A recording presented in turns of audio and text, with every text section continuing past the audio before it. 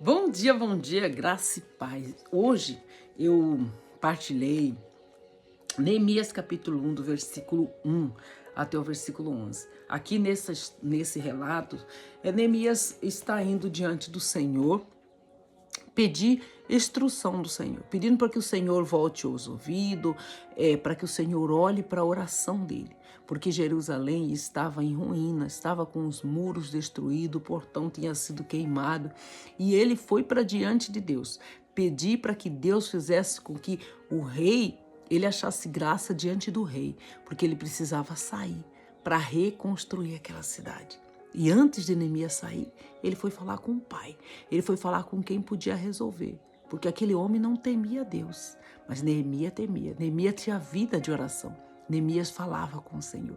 Então que nós possamos olhar para esse homem e pedir os conselhos dele antes de fazermos as nossas coisas. Amém?